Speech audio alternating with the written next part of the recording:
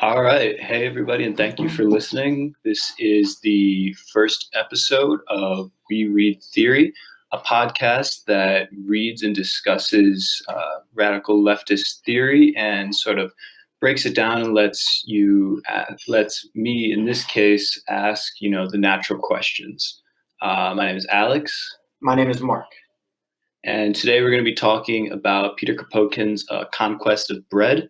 Mark has read this, and I, Alex, have not. And why don't we just jump right into it? Okay, so for a little bit of background, Peter Kropotkin was born into the Russian aristocracy, but he had an anti-aristocratic bent to him pretty much from as young as 12, 14. He really wasn't into the idea of being an aristocrat. In 1872, he came out to Switzerland to join the International Working Men's Association, which would later be known as the First International. As far as I understand, this was just after the split, or about during the split between the Marxists and the anarchists. And he became dissatisfied with the First International and their kind of Marxist form of socialism, and he would soon become an anarchist. He would later be, after the assassination of Tsar Alexander II, he would be kicked out of Switzerland, end up in France, where he was imprisoned. Once he got out, he moved to London, which is where he wrote the bulk of his most famous works, including The Conquest of Bread. And so to get into The Conquest of Bread, what it is fundamentally about is about distinguishing the anarcho-communist way of being that Kropotkin was kind of coming up with specifically from the Marxists of the First International, but also as sort of an improvement on the anarchist theory that Mikhail Bakunin pushed with his anarcho-collectivism. And we'll get into the differences between those two things in a little bit. But to start off, in order to really understand what anarcho-communism is all about, you need to understand what Peter Kropotkin believed about property.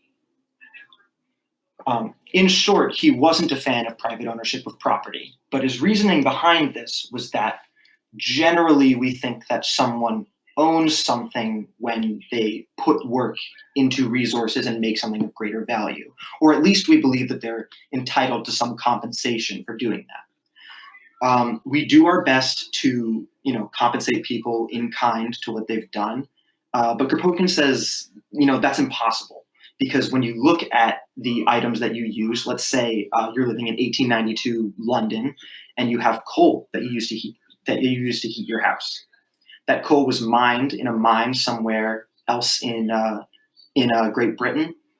That mine employs tons of people. You could never track down who mined that specific piece of coal. But furthermore, in order to get to your house, the coal needs to be loaded in large quantities onto a train. The train is staffed by certain people. It was built by other people. The tracks that it runs on are laid by other people. The train runs on its own fuel. The metal used to build the train was mined somewhere else. It's really just, everything is so interconnected, it's impossible to quantify each person's contribution. And Kropotkin's answer to this problem is just dumb. And that's really the basis of anarcho-communism, is that there is no private property, which is something that he shares with Marxist socialists, but he really goes even one step further and pretty much doesn't believe in personal property, at least to some degree. I want to back up just a little bit, though, and talk about how you build an anarchist communist society before I get into exactly what it looks like. Step one is obviously to have a violent revolution, overthrow the state, and put in place what this new way of living is going to be. What is step one after you overthrow the state? If you ask Kropotkin, step one is where his work gets its name from: bread. You organize groups of people and you carry out an action called expropriation. Expropriation is really, really important, and it's the process by which privately owned property and resources are basically turned into common goods. So you would have privately owned storehouses of grain all over a city like, let's say, Paris. You send out groups of people, they go out, they take stock of the grain, and then they distribute it to anyone that needs it. They go out, they take stock of all the housing, they distribute it to everyone who needs it. They take stock of all the cloth in the city, they use it to make clothes, distribute it to everyone that needs it. And it's the fact that things are distributed based on need rather than how much money a person might have or how much work they've done that really sets anarcho-communism apart from even the anarcho-collectivist system that Mikhail Bakunin championed. Now, once you've done that, you have a population that is going to be much more likely to be physically able to protect the revolution from reactionaries because they have food in their bellies, they're living under a good roof, but they're also going to be more emotionally willing to defend the revolution after this time. One of the main problems that Kropotkin had with the past revolutions is that they really didn't get this aspect of it. They would overthrow the state, and then a bunch of guys would lock themselves in a room and they would talk about high-minded political ideas instead of talking about what the people actually need, what the revolution was about, which was about people starving in the streets, people not having enough of what they need. So you fulfill the revolution on day one by distributing bread. You also make it more resilient. And that's some of the basics of anarcho-communism. Beyond that, once you're kind of living in this anarcho-communist society, the way that we think of labor is also significantly different from today. We think of labor as needing to be very divided and people to be really specialized in order to make production possible these days. Kropotkin doesn't agree. He thinks that you can organize labor in a way that makes it easy for any one person to do, including manual labor. You can make it a lot more pleasant to do if you're not driven by profits to make it as cheap as possible to get it done. And what that means is that on a given day, you might choose to go out and work in the farms. You might choose to go out and work in the factories. You might choose to go work in a mine. And the reason why you would do these things is because they'd be significantly more pleasant and because you would view it as a part of your duty to your community. And since your needs are already met, you're not busy worrying about how much money am I going to have. You can worry about how can I contribute to the community in a selfless way without it getting in the way of your own survival. Kropotkin believes that if everyone takes part in manual labor, it should only take about 150 half days, that's 4 to 5 hours a day of work in order to produce absolutely all of the necessities that we need for life. Beyond that, he says it takes another 150 half days, or 150 full days in total to make all of the necessities of life and most of our main sort of luxuries, our coffee, our silk, our jewelry. Beyond that, whatever time you have left, since you don't have to worry about money, since you kind of just have the world as your oyster, that's what you do everything else with. You can pursue science. You can pursue, authorship and write books. And how that all works is something that we might get into a little bit later. But for now, that's the basic outline of anarcho-communism. So Alex, are there any questions that are kind of coming to mind right away? Nope, I understand it completely.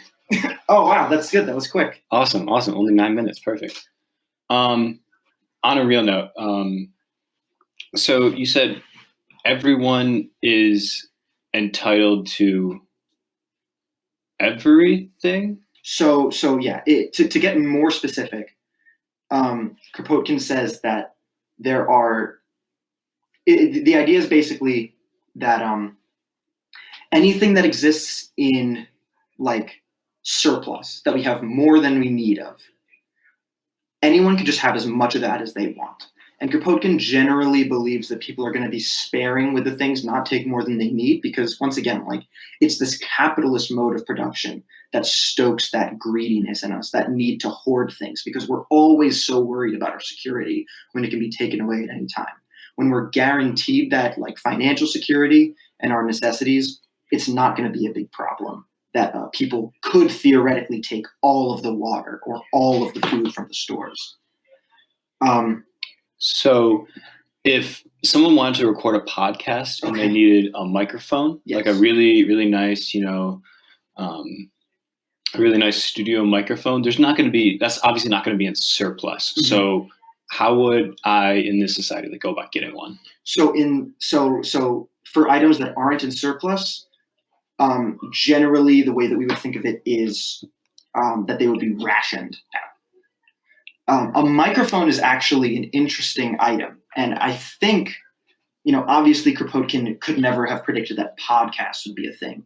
But let me talk to you a little bit about how he would talk about producing books instead, because I think that if you want to look at it through the Kropotkin lens, I think it would be kind of a similar thing.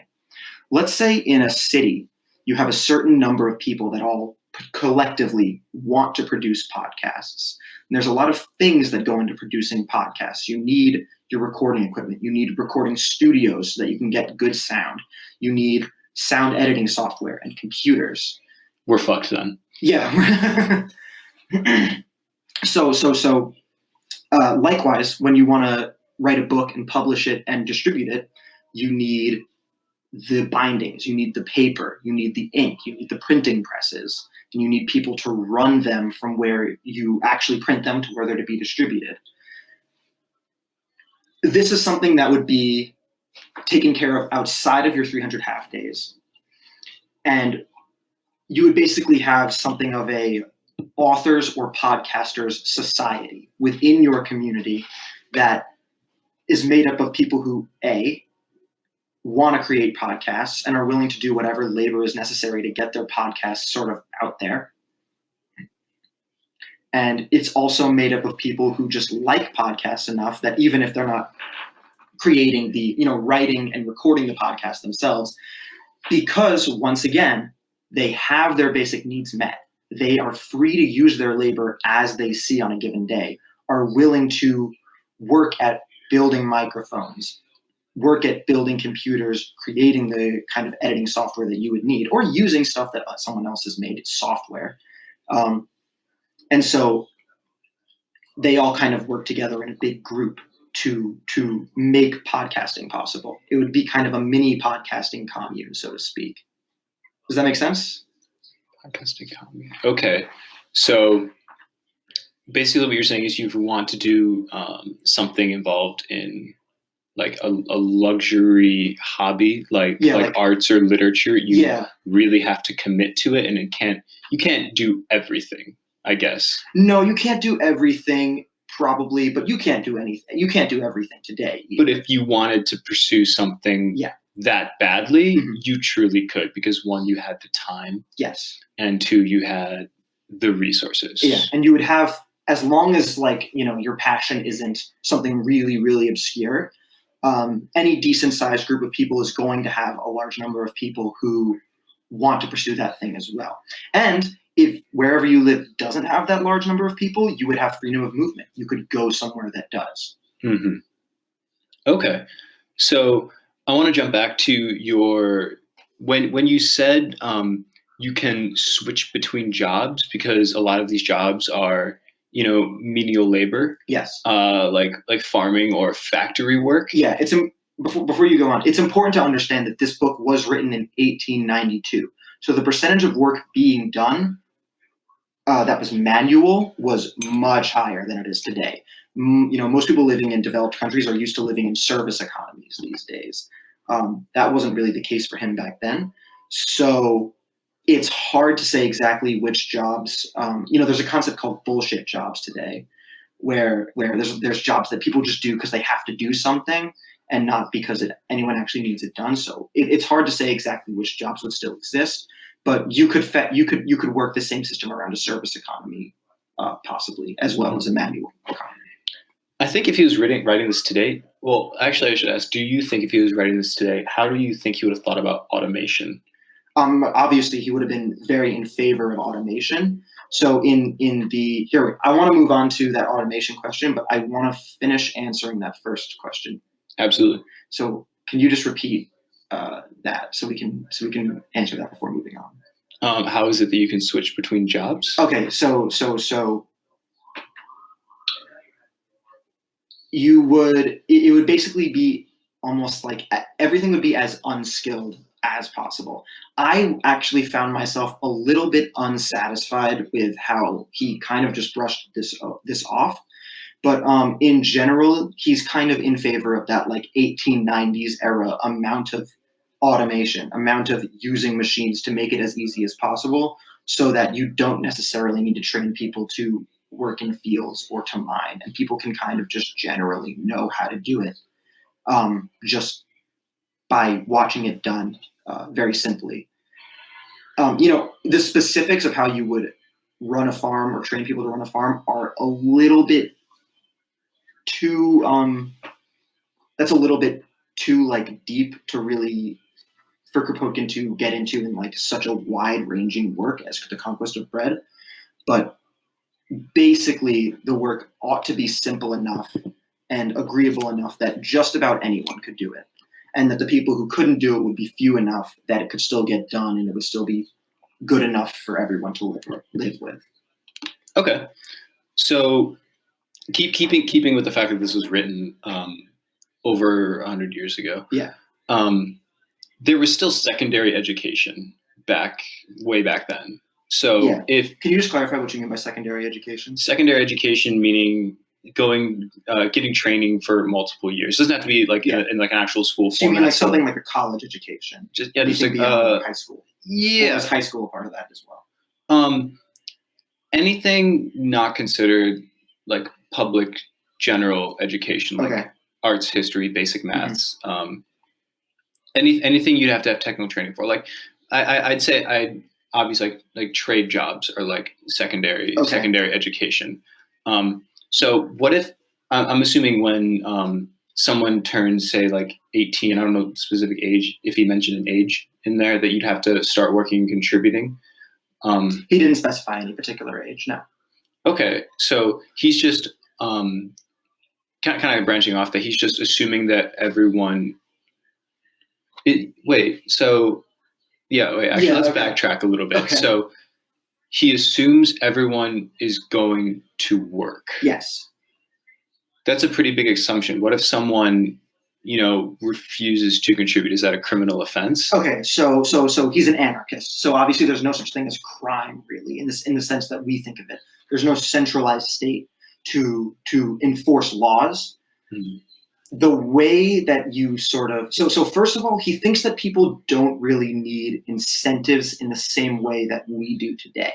The reason we need to be incentivized with money is because we need money in order to buy the things we need to survive. And we're always kind of dangling on that knife's edge. That's why everyone is so concerned with money all the time and needs to be compensated for their time, because time is so precious when you need to use it to keep yourself alive.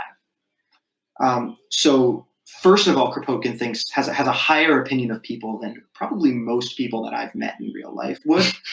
And one of the big pieces of evidence that he uses for this is that around the time that even he was living, or shortly before then, he was living sort of at the tail end of the Industrial Revolution. But for most of human history, most people lived in these kind of like farming communities that worked pretty communally.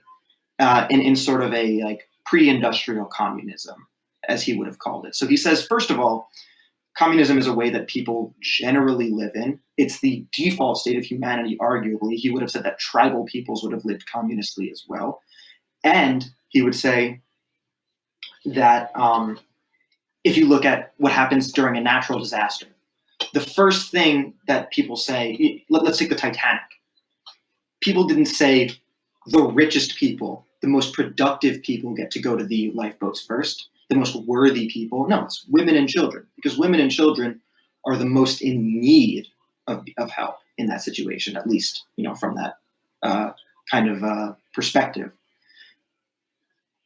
So he thinks that this is kind of a default way that humans work. He's not so concerned with like, oh no, everyone's just going to laze about. He just doesn't think that that's really very natural for humans. Now, inevitably, you're going to have a small number of people who might not be so inclined to work and might like see that, oh, well, if everyone else works and I don't and I'm entitled, then, I can just mooch off everybody. Mhm. What's important to remember is that the world is that people still live in these groups. These groups would be their communes. And while everyone in the commune is entitled to the basic necessities of life and the luxuries that are produced in the commune, you're not necessarily entitled to membership of a commune. Um, Kropotkin is a really big believer in freedom of association. So if I'm living in a commune and I decide I just don't want to work one day, they can, the commune can collectively decide, well, forget about that guy. We're not gonna. He's not entitled to, the necessities that we produce because he isn't taking part in the commune. But as long as you're a part of the commune, then you would be entitled. And as long as you're willing to produce, you're willing to work towards the goals of the commune, then you would be provided for. And if for some reason the commune decides they just don't like you, even if you're willing to work and produce, well, there's a commune next door. There's they're everywhere. So you can just go somewhere else and say, hey, like, I know how to do this. I'm willing to do this. Let me help you guys out. And it shouldn't be too hard to find people who will have you. So it'd be very small and community-based rather than nationally organized. Yeah. It kind of depends on what stage of the revolution you're talking about when you talk about whether or not like nations are very much of a thing. Obviously, the state is not a thing in an anarchist society. So like, Kropotkin doesn't necessarily say, oh, this is how big a commune is going to be. Like he uses the city of Paris as an example of a commune, and he also uses these small rural communities as an example of potential communes. So it's pretty easy to imagine that there would be a lot of different sized communes that work in kind of different ways. Okay. So say I was in a smaller farm commune. Yes. Right? Like say like 1,000 people. Okay. Right? We're not gonna have all of these individualized, like, the whatever we were talking about before, our podcasting society would not be a thing in our small farming community. No, probably not. All my family is here in this small farming community. I don't exactly want to leave. Mm-hmm. How would I maybe go to Paris and be involved in this community, even though I'm not a part of the commune? Would I have to barter or trade because I'm not necessarily contributing to their commune? So just because you're part of a different commune doesn't mean that you're not already interacting with maybe like, okay, let's say Paris is like a commune and some departments or like some areas that would be in departments outside of Paris are also, they have their communes, maybe they have a few, maybe they're one big commune, doesn't matter. Paris, within the confines of the city walls, can't produce everything it needs. It needs food. So if you're in a commune near Paris, you would already have a strong relationship with the Paris commune. You would be giving them food, basically giving them as much as you can without starving yourselves. And in return, since Paris has the ability to create all these manufactured goods that you might need, your farming tools, your machines, your fertilizer, you would already have that very communal relationship. So I guess a lot of farming, because like one farming community couldn't support all of Paris, a lot of farming communities would have to work together. Who is all of like this, I guess, trade organized by? Do they still democratically elect people to organize all of this? Not really. It's really just done by free association. So, okay. Kropotkin uses a pretty interesting example of how this like free association way of like cooperation across large areas works, and he refers to the kind of TransEuropean Railways that sprout up over the course of the Industrial Revolution. And what happened was, across like Western central parts of Eastern Europe, you had this very expansive railway network, all built by different peoples, different companies making different trains, but they all were smart. They all understood that trains work a hell of a lot better when you can take a train from, Brest in not Normandy. Oh my God, Brittany. Sorry. When you can take a train from there all the way to, like Vienna all the way down to Greece, even.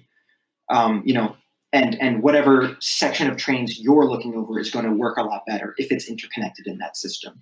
So there wasn't even a democratically elected body. There was no central organizing body that helped them to figure out what gauge tracks they were gonna build, and help them to line it up. They just did it because they were all like smart people who could work together and figure it out. There didn't need to be a central committee. Now, if you look at Kropotkin also points to kind of the railroads that were built under like the Tsarist regime in Russia and says there's a centrally planned like kind of railroad, and it's got all these problems because it isn't built on a local level to service local needs. It's got this really centralized perspective that it's built based on, and so it really falls short when it comes to servicing like smaller, more local communities. And so he kind of extrapolates that way of organizing, that free association, to all other forms of exchange and production. Okay, so I guess it'd be hard to, monopolize one necessarily. Yeah. Could things still be monopolized, say for like sake of argument, only one small commune controls all reserves of, say, some mineral. Okay. Right? Say like they need gold for like gold banded wedding rings or something like that. Okay. So they could theoretically set the price to other communes, right? They could just say it was because they were, a part of like this tiny community of people. Yeah. They could collectively decide that their labor was worth more. So because no one could get this one commodity anywhere else. So there's two things. First of all, the question is, under an anarchist communist system, why even bother? What are you actually gaining from that? Like, because you're already getting everything you need. You have the right to move around, get the luxuries you need, participate in these kind of like artistic or scientific societies as you wish. So the question is, why even bother extorting people? That's really what anarchist communism is all about, is removing that need, that desire to exploit people. Beyond that, if you have a small community or even a large community that kind of monopolizes, you said gold, you're probably not producing all of what you need otherwise.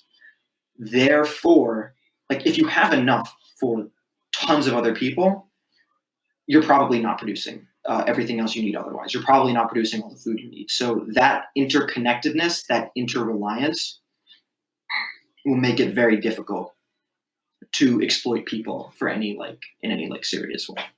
And he's just saying you're just naturally not going to want to exploit anybody. Not that you would necessarily naturally not want to exploit people, but that our desire to exploit people is really motivated by this scarcity that is foisted upon us by the capitalist mode of production. Is not there, and so you're not going to be as motivated to do so. And when you also combine that with the fact that you probably really need other people to help you out, like if your commune is if you're only producing gold as an ability, as an individual, then you need other people to help you out on that commune level. If your community is only producing gold, then you need other people to help you out. Okay. And there don't necessarily need to be these hard borders between communes. It can be a little bit more loosey-goosey. I'm just because of freedom of association. Yeah, thinking about them in this insular way is helpful when you want to talk about how free association works and how someone might be punished collectively for not wanting to take part in that production. But in reality, there would probably be a lot, the borders between these communes wouldn't really be borders. They'd be kind of very loose ideas between communities, and it wouldn't be any kind of hard line. So It sounds to me like this is really, idealistic. Utopian. Yeah. Yeah. So that's a word that Kropotkin uses oftentimes sarcastically to describe himself and his followers, such as when he is talking about the process of expropriation, specifically of bread, and he's talking about how the practical people, in quotes, are talking about these big political ideas in the days following the revolution, and it's the utopian dreamers, quotes again, who are concerned with people's daily bread. There's a really kind of biting irony that he's trying to get across there, that no, Kropotkin would not agree with you that this is idealistic or that it's utopian, because this is a system by which people can organize and live, where the goal of the incentive structure of the society, so to speak, is to create the goal that we all have, where people can all live good lives, have what they need to survive.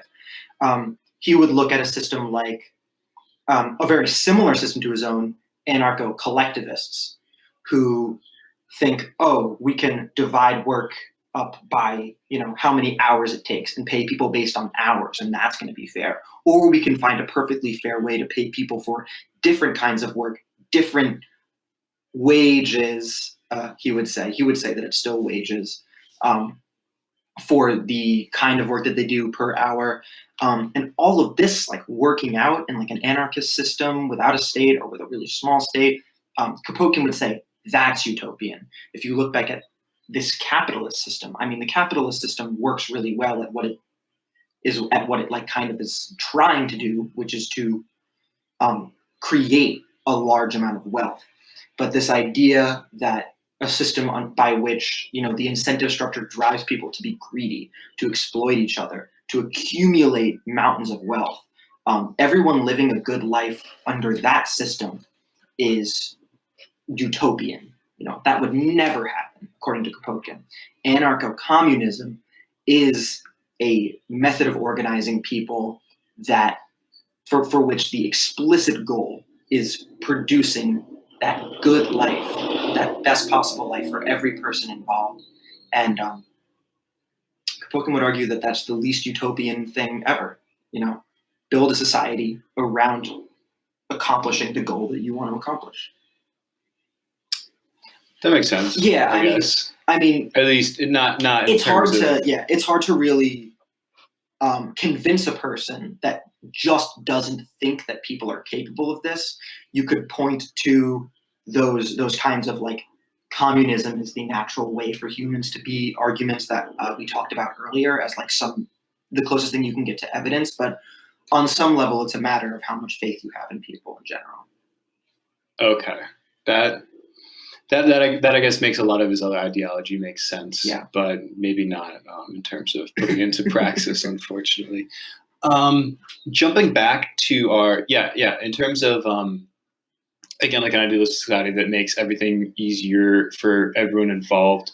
Automation. Okay, I'm really happy you're bringing automation back up, because I do think that Kropotkin, clearly Kropotkin would have been very much in favor of heavy automation. He was very much in favor of whatever level of automation was possible at the time. And so today, where automation is much more, there's much more of it. We can automate a whole lot more. We can make that hour of work go a lot farther. So what I would say is that the only way in which our increased level of automation would change this theory is that you take those 150 half days that it's required to make the necessities of life, cut that down, 100 half days, 50 half days, and all that, the effects are only positive. You just have more time to produce luxuries, which probably also take less time to produce.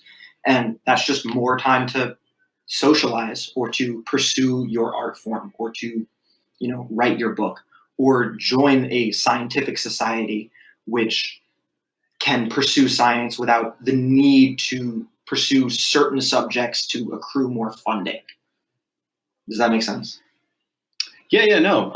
Also, I feel like Yeah. I obviously haven't read this at all, but like the effect on mental health would also be a lot better. And people might even live longer in this Yeah. situation because they're not so stressed about, at least like 80% of the population will be stressed about, where their next meal will be coming from or things like that. Absolutely. And I didn't quite get to this when I was talking about division of labor, but this is a really big thing for him. It's common. It's a very common way of thinking that by dividing up labor and specializing, you make it a lot more effective. But Kropotkin kind of takes some umbrage with that idea. And basically his reasoning for that is that when you have someone who's so specialized that their entire job is to hammer the same nail on a production line every day, over and over and over again, they become so depressed, they become so unmotivated that they actually don't work as well, and it takes a toll on their mind and their body. So by letting people to choose what labor they do in a given day, to choose where they apply their labor, and to make it as agreeable as possible, that the mental health effect on people would be, amazing, at least according to Kropotkin. And that because people are mentally healthier, they're happier, they work harder, and that production probably wouldn't suffer at all and might even be better by not dividing labor in the way that we do, where people are hyper specialized these days. Got it. Okay. And he also says that people would be smarter and more capable in general by giving them a wide range of tasks to do. Oh yeah, totally. They could apply, there's different ways of thinking to new tasks by going between those jobs. Yeah, absolutely. So yeah, one last question. I think one of the main reasons why people defend capitalism is all of these choices. Even maybe in practice, it'll just give you, 3 kinds of instant mac and cheese to choose from. They want this kind of choice. They think because betting people against each other, companies against each other with profit as the ultimate goal, and people as the voters voting with their money to choose which product is best, will ultimately result in one successor. Say in my commune, I want something to change about a product, but I don't know anything about it. Say people are making, like the person who produces, say, bread in my community. I want something to change about that, but I don't know anything about it. Well, there's 2 things you could do to affect that change. The first is get in there yourself, get your hands dirty, learn how. Maybe there's a reason why that change hasn't been made, and you can come up with a way to make it happen, or at least you'll come away understanding why things are the way they are. The other thing is that if it's something that requires really special skills, you could just get someone else who knows better, who shares your values, to kind of punch for you in that space. So if you think the bread could be made a lot better, learn how to make better bread. Go find people who know how to make the really good bread. Learn how and bring those skills back. People would probably appreciate you for that. Or find someone who is just willing to come into your community who already knows how. It doesn't really matter. In terms of talking about choices and variety, the 3 different kinds of instant mac and cheese, Kropotkin isn't particularly concerned with that. He doesn't think that's particularly important, and he uses broth as an example. So he says, okay,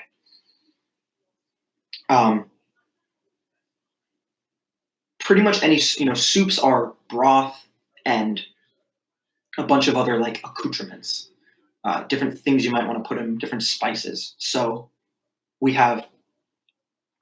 would have a communal kitchen that makes a shit ton of broth, and then you can take as much as you need and do with it as you like. So those choices would still exist, but on a more individual level. And if 12 people get together and one person makes all the soup for them because it's easier to do that way, they like the way they do it, they're free to do that. It's all freedom of association. Anarchism for Kropotkin is the ultimate expression of individual freedom. And so while those 3 mac and cheeses might be choices, they aren't really an expression of individual freedom, because you aren't the one that decides what's, because maybe you want a mac and cheese that isn't like any of those 3. under Kropotkin's system, you could make it exactly as you want, and you would be provided the resources to do so. Right. Okay. Awesome. Yeah. No, that's a really great point. I really like that a lot. Mhm. So, one is getting kind of late here. So let's see. I think, like, what would you think of the main ideas that someone should take away from the Conquest of Bread? So the main ideas is that any truly any like really effective revolution that is going to end this scourge of exploitation and inequality must be based on the let me start over actually. The way that we think about modes of organizing people and modes of production is that we think production first, consumption later. The way that Kropotkin would encourage you to think about it is consumption first, production later. Put the need first and the production after. Change your perspective like that, and a lot of things become clear. So think about people need to eat first. Okay, what do we need to do to make sure people can eat? Rather than, okay, let's get the farms organized and then give out the bread. Do it in reverse. Start giving the bread out, fill that need, and do what you need to do to keep filling that need, is sort of the attitude that Kropotkin would want you to take in times of revolution and new systems coming about. Beyond that, have faith in people. Have faith in the individual to make their own decisions, and have faith that people will work for the collective good as long as their individual well-being can be guaranteed. Pretty powerful stuff. Truly revolutionary. All right. So that about does it for the show. I know you have something fun planned for us in the next episode. You want to let the people know? Yeah, so next episode I will be explaining to Mark Rudolf Rocker's anarcho-syndicalism theory and practice. Very excited to do that. Very excited to be on the other side of this coin. And we hope you tune in. Yeah, thank you very much for listening.